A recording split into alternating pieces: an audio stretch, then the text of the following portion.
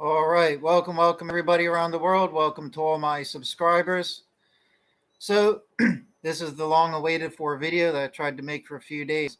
What this is going to function as is a short synopsis summary video that will quickly cover all of the great, amazing discoveries. Now, there are 7 pillars of scriptural proof that I have gathered together. I have in a published book, which is now available on Amazon. It's been out for a little while.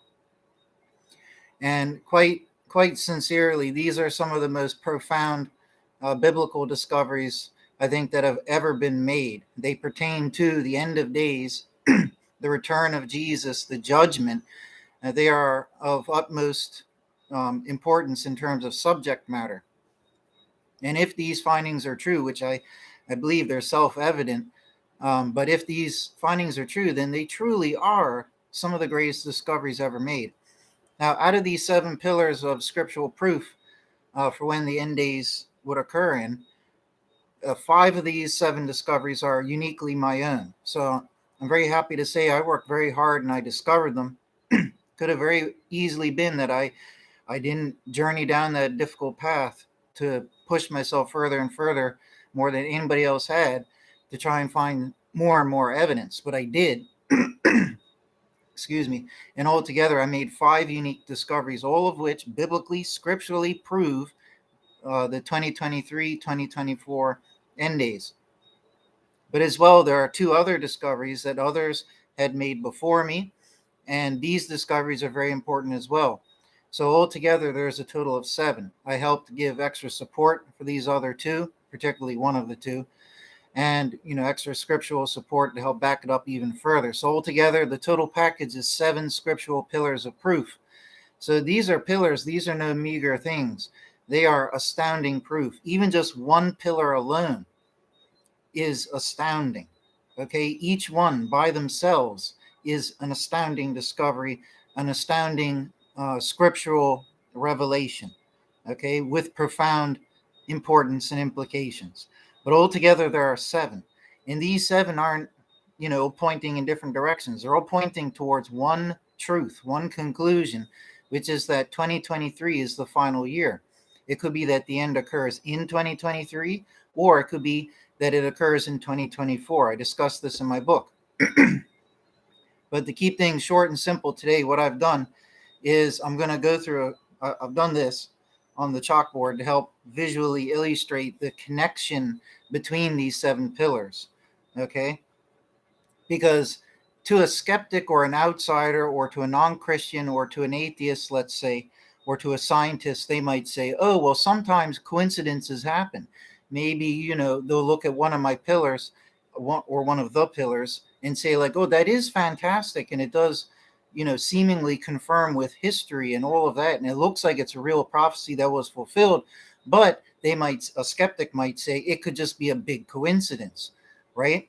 Now, whilst you might be able to say that arguably in reality, sometimes, really big coincidences occur that seem uncanny. I agree that can happen. However, there are 7 of these scriptural proofs. Okay, now each of the pillars, I didn't say it, but each of the pillars is a separate prophecy that God has given in the Bible. Okay, it revolves around a prophecy that has to do with a time period that God is talking about that will occur in the future, to when it is said at the time. So it's about a future event, a future time period. And the important thing is that for each of these prophecies, God has given us the numbers. Okay, so that's what makes each of these 7 pillars a separate pillar. And I've just roughly tried to, in somewhat of a logical fashion, try to assort them in the right order. So before I get into what each of the 7 pillars are, why they're so striking and important, I just want to show how they all connect, how they all point to the one conclusion of 2023, 2024, but also the side connections and just how they're all seemingly connected to each other. I mean, it's just quite astounding. So right up here at the top, we have the end result, which is 2023. Okay, I won't explain all of this now because we'll be here forever, but we have 1948, which is another pivotal date in the prophecies, and 688. These are all AD. Okay, now these are all pivotal dates, like I just said. 2023 is the result. And here we just, I just put them out arbitrarily. Here we see the 7 pillars, right? So I haven't described what they are each yet, right? But I just wanted to show this first, right? This is how they all connect. Now, I'll try to read this backwards, right, as best I can, and keep this held up. So the 7 pillars, what are they? Why are they so striking, so uncanny? Why am I saying they're some of the greatest biblical discoveries of all time? Well, before I get started, the discoveries which are uniquely my own are the first 4, and these ones here are so unique and striking that they're my greatest accomplishments. The 7th one is the most insignificant, and I'm sure many other people have come to this conclusion themselves. However, I'm not leaving it out for these silly reasons. They're all important pillars, right? So the 5 are my own discoveries, but I think number 7, others probably have discovered it. They just don't really talk about it. These 4 are quite incredible, and I'll get into them briefly in a second. But the 5th and 6th pillars, as I rank them, these are the ones that I can't lay claim to. Others discovered them before me. These are very important ones. They're actually one verse right after the other in the book of Daniel. They really could just be one pillar, but because my reasoning for how I've numbered them and got them as 7 pillars is each one of the pillars represents a prophecy in which, a unique prophecy, each one is separate, in which God has talked about a future time period and he's given us the numbers for it, right? So each one has its own number given from God. So that's why I ranked 5th and 6th as separate, even though, in all fairness, they could just be one, right? But all this is generally arbitrary anyways, right? So what is the first pillar? This one here is incredible. It's my own discovery. And long story short, I'm not going to waffle on each of these very long because we'll be here forever. I want this to be a quick video, right? But for the first pillar, I'm ranking this as the first one. It's kind of like the backbone or the skeleton of the overall thing because this is the biblical chronology. Now, I'm not here to yak about it and prove it here today, just to briefly mention what each are. This one here is a biblical chronology. Okay, we all know that Adam was created first. Okay, then you had Abel and Cain, but Abel and Cain didn't start the lineage of the human race. It was Seth. Okay, now Seth was the first born son of man, son of woman, mortal. Adam was not. Everybody always takes the chronology from Adam. I mean, arguably you could arbitrarily if you're taking it from any desired point, but I'm just saying, if we're going to talk about a 6,000 year span of time that God is allotting to mankind, or if we're just looking for the biblical chronology for mortals, then really we shouldn't start from Adam's creation because Adam was created more than a mortal and he fell into mortality as a punishment. Okay, the first true mortal who was born as a mortal was Seth. Okay, now when you do all the maths in the Bible and in my book, by the way, which if I haven't said is available on Amazon, okay, it's a very really beautiful, concise guide with all of the pillars broken down, one for each chapter. There's lots of other chapters and sub-chapters as well. Very interesting stuff. But all the math is broken down for people on the pages, even step by step with subtotals to help you out, and then the grand totals and all of that. All the verses where the numbers are from. Okay, so with this first pillar, there's no conjecture. Everything is 100% biblical. All the verses are supplied. There's no room for error. Like I always say, there's no wiggle room. It's down to the precise year, single digit 1 year. There's no wiggle room. Okay, all 6,000 years are accounted for. Okay, and from the birth of Seth. If you take it from the creation of Adam, we're past. If you go from the birth of Seth, we're at the year 6,000 now. Okay, 2023 is the 6,000th year. Now, we don't know what month all these time measures were taken from. Okay, they're either taken from a January, a June, or a December, so to speak. So, as I explained in the book, we should logically allow for a year of flux, which is why I say, and why the title of the book is 2023, 2024, rapture and end days and all of that.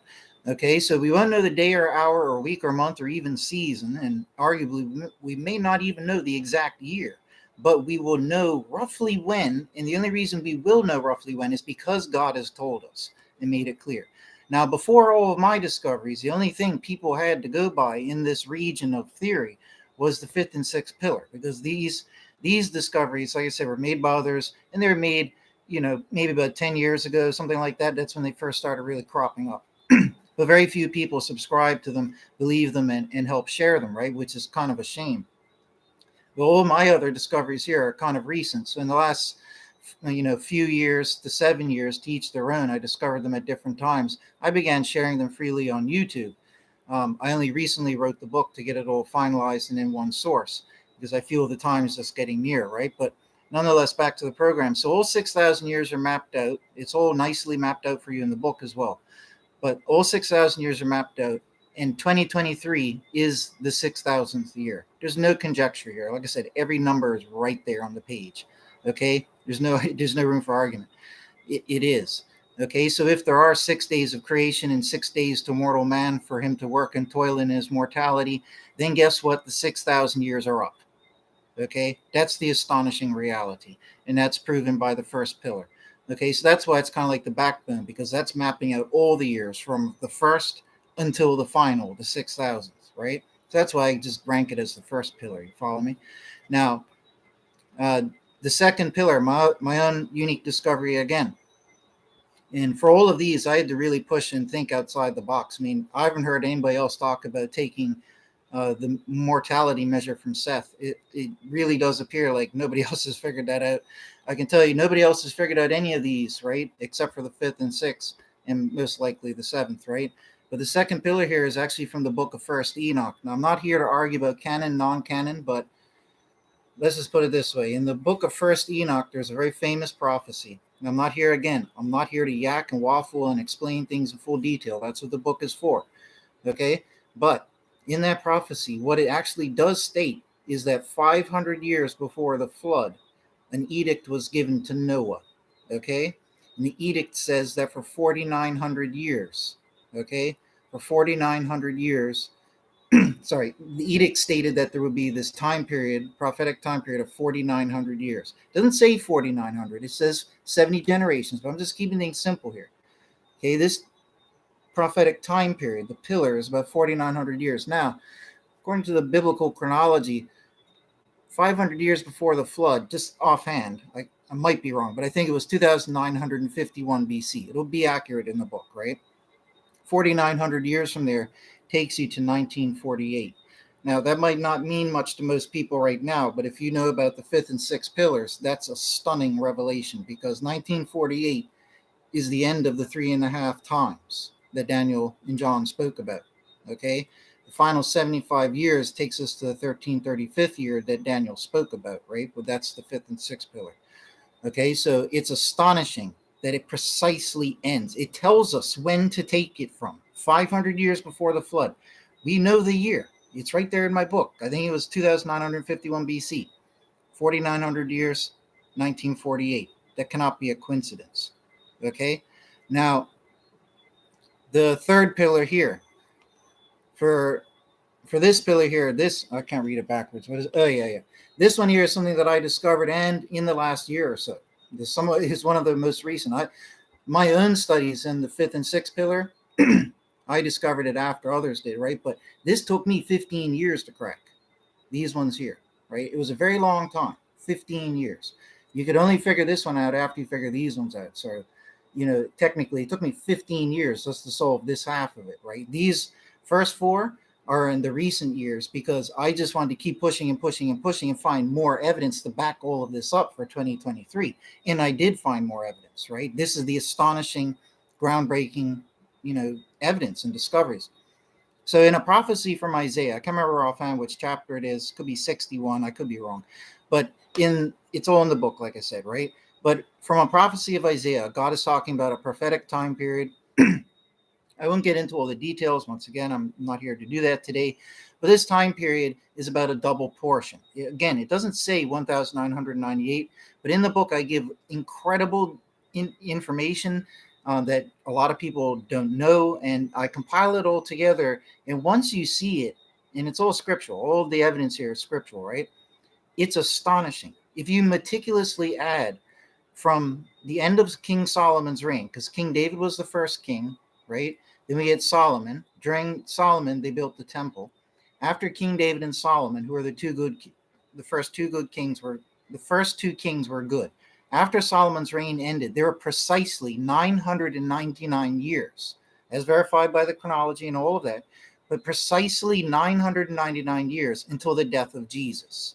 All numbers, everything biblically supplied. Okay?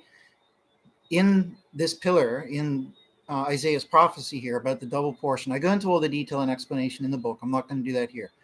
But a double portion of that time, right? So in that time period was when Israel had faltered and sinned against God, right?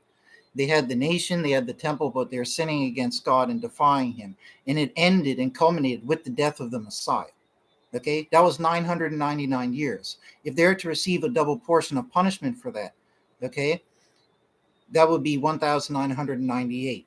Now, it cannot be a coincidence that from the death of the Messiah at 26 AD, which is a date confirmed by Daniel chapter 9, okay, that exactly from 26 AD, 1998 years, you get 2023 being the final year.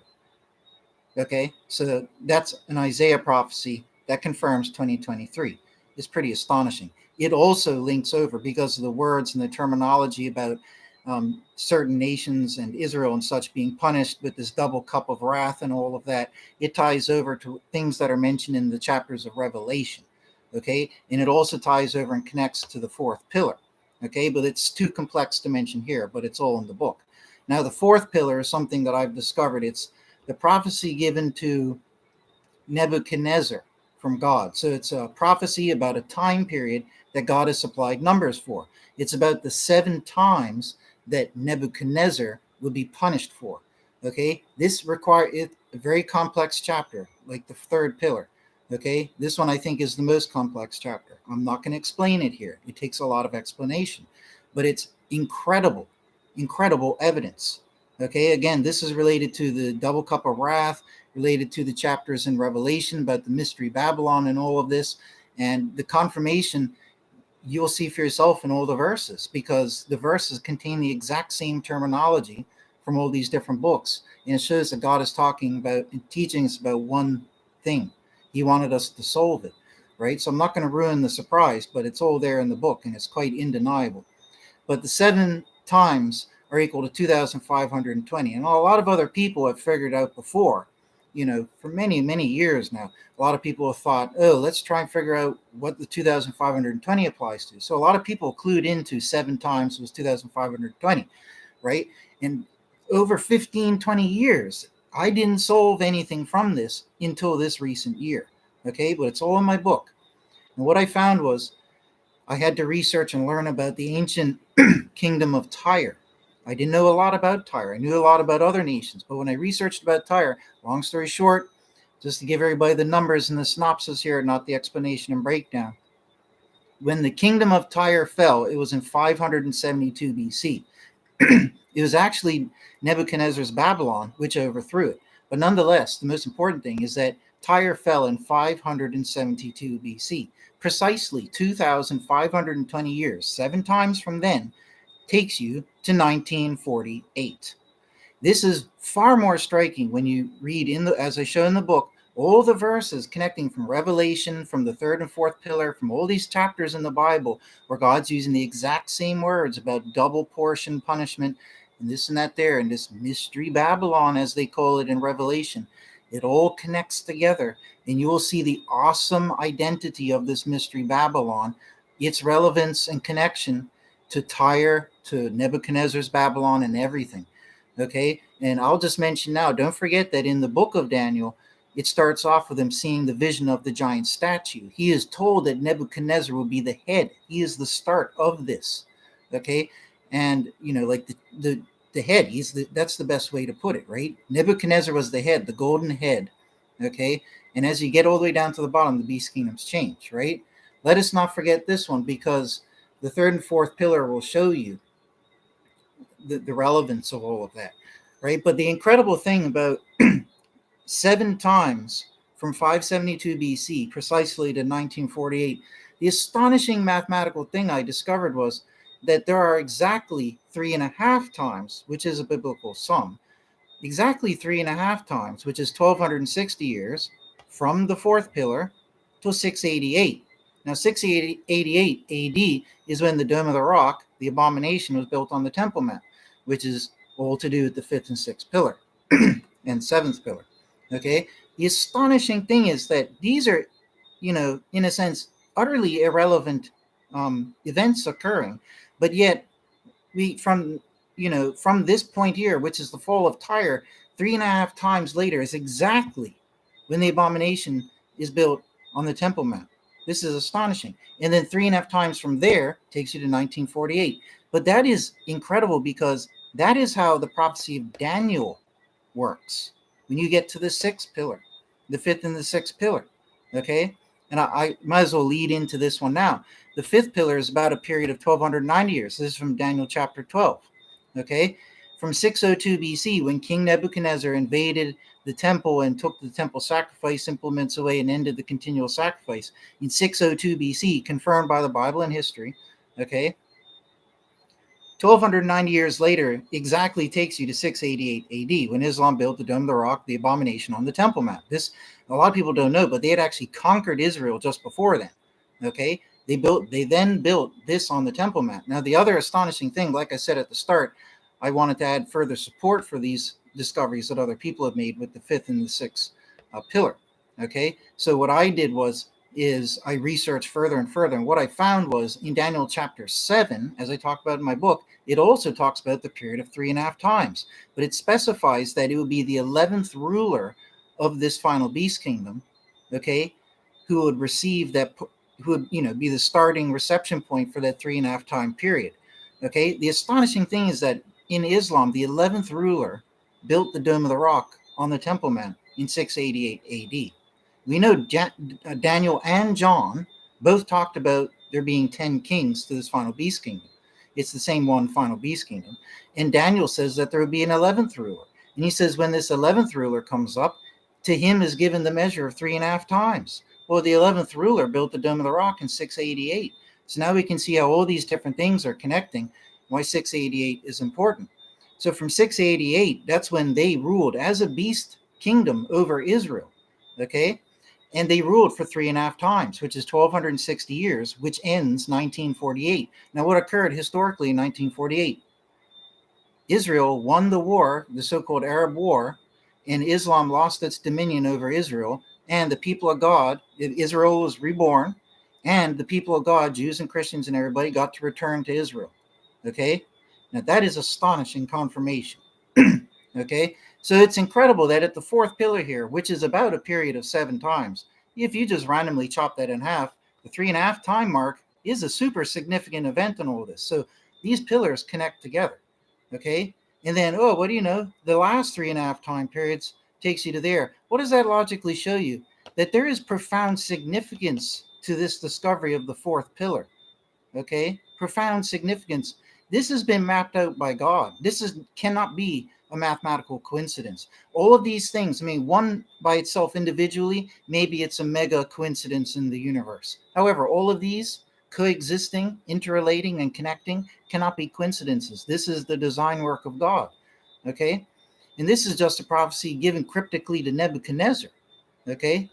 About him turning into a beast. Now, do we really believe, and maybe he did, but I'm not trying to be pessimistic here, but I'm saying it's definitely cryptic because it talks about God turning Nebuchadnezzar into a bird person or a beast person. But he does say that you'll be turned into a beast. Don't forget, like I said, Daniel described Nebuchadnezzar as the head of all the beast kingdoms. He was the head. So by turning him into a beast, Nebuchadnezzar's Babylon became the first beast. Okay? And even though Tyre wasn't a beast kingdom, he has relevance to all of this here. So it's quite striking. But anyways, moving on with the fifth pillar, right? This is a period of 1,290 years. Like I mentioned, it's from the 602 ending of the continual sacrifice all the way up to 688 AD. Okay? Now, the verse after that in Daniel chapter 12, it talks about the final period of 1,335. So if we take 1,335 from 688, we get 2023. Okay? So this is what others have discovered before me, the fifth and sixth pillars, right? I added the reinforcement of, Daniel chapter 7 and the realization with the 11th king and the connection with Islam and all of that, right? So those are quite astounding things. And in Daniel chapter 11, he talks about how the the person who creates this final kingdom, which would have been the creator of Islam, it says that out of him strong ones come up, and they have created the abomination that stands on the Temple Mount, right? In its own words, but that's what it says. That's another scriptural confirmation of this, because from him came those caliphs, and it was the 11th one who did all of that, right? So the fifth and sixth pillar collectively map out every single year from 602 BC all the way up to 2023. It's the longest time span prophetically ever given in the Bible from God, right? I'm pretty sure, right? That is a very long period. It's like 2,600 years or something like that. It's very, very long. Okay, so again, and the seventh pillar, let me just get out of the way real quick. This is in Revelation chapter 12 and a few other chapters as well, where it talks about 42 months, but keeping things simple here. This one here, I'm pretty sure others must have also found it. They just don't really talk about it much. But it only makes sense if you know about all of this: the fifth and sixth pillar, the prophecy of Daniel, Islam being the final beast scheme, and all of that. If you don't know all of that, then this will never process in your mind, right? But if you know those things, this is a great utter confirmation. It's from the mouth of Jesus, primarily in chapter 12. Like I said, in chapter 12 is where he actually gives us the formula to solve how much is a unit of time. And the resultant algebraic answer is 360 years. It's given to us in there. I explained it in the book. It's clear as day. There's no room for argument. He really, really does. Okay, so, and he talks about that period of 3.5 times, and that period of 3.5 times is from here to here. Okay, he talks about that period of time. He gives further support in its illustrative description, saying that that period of 3.5 times is when the people would have fled Israel in exile and gone to other places to be protected from the evil one. Well, in 688, that was the completion of the scattering of the holy people, because at that point there, Islam had already ruled Israel. They conquered it in around 640. But when they wiped out the remnants of the temple on the Temple Mount and built their own temple to a foreign and unknown God atop it, who opposed the Bible, they rewrote the Bible, and all the other various things they did. And they built that on the Temple Mount in 688. That was the completion of the scattering, because if you didn't get out by then, you're part of their kingdom. You're in it, you're a subject of it, or a slave in it, or whatever it was, to each their own, or you're forced to convert, or you were beheaded, and so forth and so forth and so forth, to each their own. Okay, but that occurred then. And then 3.5 times later is when the dominion was lost, Israel was reborn, and the people got to return. Historically confirmed. That's the period of 3.5. So that's the fifth, sixth, and seventh pillar. This one is from the book of Revelation, spoken by Jesus. These ones are from Daniel chapter 12, spoken by 12. It's spoken by Daniel. This one here was from another chapter in the book of Daniel. This one here was from, which one is that? That's the one from the chapter of Isaiah. That one there is from First Enoch, and that one there is numerous books throughout the Bible, throughout the Tanakh, that help provide the chronology. So the other astonishing thing here is that the fifth pillar is a period of 1,290 years, and it goes from 602 BC and culminates in 688. Now, this is 30 years longer than 3.5 times, which is 1,260 years. Now, it's very, very incredible and uncanny that the event for the fourth pillar, which was the fall of Tyre, which is in 572 BC, is exactly 30 years off from this. And it's numerically because of that you get that 7 and 3.5 uncanny mathematical occurrence with this. Okay? Sorry. But because this is 30 years off from that, if we go from the fifth pillar, 1,290, it ends in 688. If we go from the fourth pillar, we go forward 1,260, we end up at 688. Okay? This is quite incredible. I think I'm missing something there. It feels like a little bit off. Like there's something more spectacular than that. Yeah, that's what it was. Because I already explained that part. So from the fourth, like I was saying, 7 full times takes you to 1948. 3.5 times takes you to 688. That's the fourth pillar. From the fifth pillar, 1,290 takes you to 688. Then 3.5 times takes you to 1948. And the reason they're so uncannily similar is because the events are exactly 30 years apart, and it's a 30-year difference on this number here. So that's just another interesting little connection there. But altogether, These are the pillars. This is how they all connect. And they all point to 1948 and 2023. Okay. And even the ones that just by themselves point to 1948, like the one from First Enoch. And what else do we have here? Um,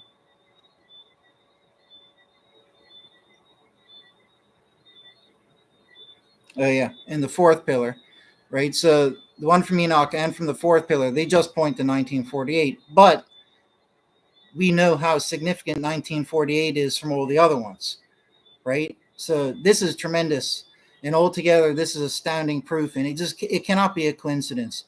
And altogether, this is excellent evidence that 2023 is the final year. And if you're to get, I urge you all, get the book. It's only $11.11, 1111, hence the end days rapture. Okay, so it's very affordable. I put a lot of hard work into it. It's the end result of 20 years hard work and study. Like I said, five of those discoveries are uniquely my own. Four of those five are like profound, right? The seventh pillar is not as profound, but it still supports and connects it all, right? So these discoveries, they need to be heard. The revelation overall is critical in terms of its level of importance, and it has to be heard by all the church leaders. All the churches need to hear this. I urge everybody to go get your copy, get a copy. I'm not going to tell people go buy lots of copies, but at least go get your own copy and read it and study it and learn the things, and then you can share it and give it to others. It is copywritten, so please don't photocopy it and do stuff like that there, right? But even if you just get one copy, you can read it and pass it along, right? Even if you get it back, right? But you can read and pass it along. Even if just one of the copies makes it to a church, then, like I've been saying before, it could reach thousands or millions of people, depending how big the church is, right? They could read it in their congregations. They could read it on online sermons, and it'll help spread the word even greater. But I've done my work for years. I've been sharing this freely with, hundreds of videos on YouTube, probably about 50 to 100 videos on this specific topic, right? But for years, I've been sharing it freely on YouTube.